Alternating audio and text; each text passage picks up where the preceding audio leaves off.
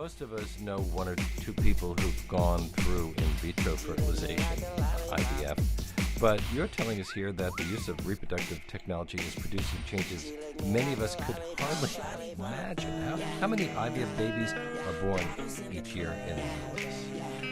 There are close to 50,000 children born every year from IVF technologies, and there are tens of thousands more born as well from related treatments such as fertility drugs or artificial insemination. Are most of them born outside of traditional heterosexual two-parent households? I would say IVF children are mostly born within traditional heterosexual households. But there are all of the... Oh, absolutely. There's a growing market for what's called collaborative reproduction, where either a heterosexual couple or a single woman or a same-sex couple will reproduce using what's known as gametes from somebody else, either sperm donation from a sperm donor or egg donation. This is an enormously growing niche of fertility medicine, egg donation from a donor. Do they tend to be among people who know each other, or do they rely on genetic material from strangers? Genetic material from strangers in this country. There is a booming business. There are many egg brokerages out there and sperm banks as well. In this country, we're very comfortable with online shopping, and there's a lot of online shopping for donor gametes. So when people are looking for eggs or for sperm, what do? They look for tall, dark, handsome, PhD?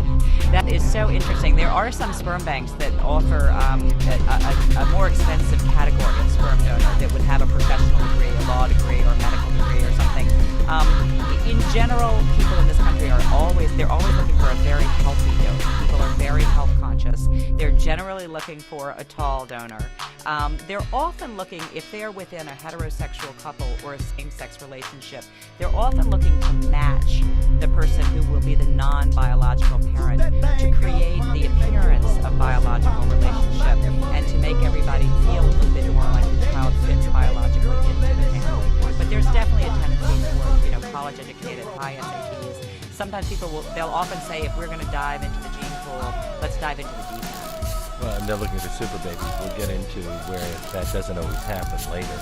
You tell a touching story about a woman named Kendra who was invited to the baptism of triplets who were conceived with eggs she donated, and you attended that ceremony.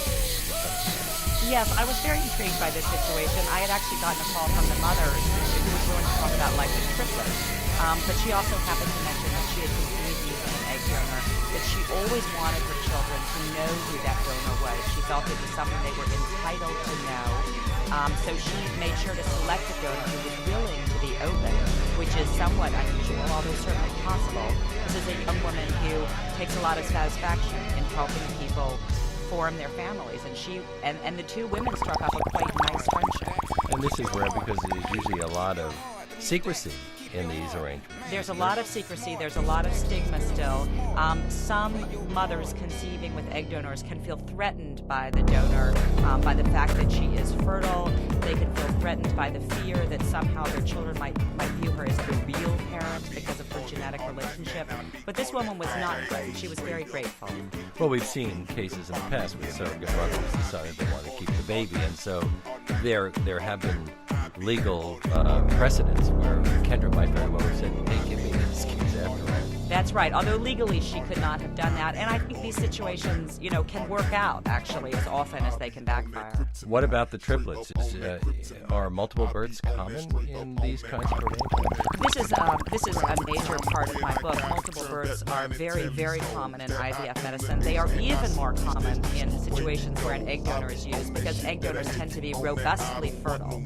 And their eggs, if an IVF doctor transfers 2 or 3 embryos into the mother, or the intended mother, as she's called, particularly in cases using egg donation, it's quite likely that 2 or 3 of the embryos will in fact take. So they'll be fraternal twins or triplets. Yes. The use of donated eggs for in vitro fertilization procedures has been growing at 20% a year over the last several years. And is there a reason? Is it because women have been waiting long to have children? Yes, I sort of shy away from the idea that women are choosing to wait because there's so many factors why women are giving birth at later ages than our mothers or grandmothers did. But in general, yes, people are starting families at a much later age, which is a huge change in the way that human beings have typically, reproduced. Well, women will assume that they can get pregnant until menopause, but are they discovering that actually their eggs aren't viable way before that? Absolutely, and there's enormous variability when women get into their late 30s, and people don't realize this. They'll say, oh, well, my friend conceived at 40, but starting at about 38, there's this enormous variability in whether women can conceive naturally, and if a woman is 40 or 41 or 42, her chances of succeeding at IVF really plummet. And what happens then is the doctor will say, well, hey, we've got an egg donor program. It's not a big deal. She's going to look like you probably. And they treat it as just another step in the medical process. And really it's more significant. Well, then we have some famous women like Joan London and Elizabeth Edwards having children in their early 50s. And I guess that sends a signal that you can get longer. Well, that's the irony. The fertility industry has tried from time to time to educate women about declines in fertility, but the parade of women, celebrity women, having children in their late 40s and early 50s, inevitably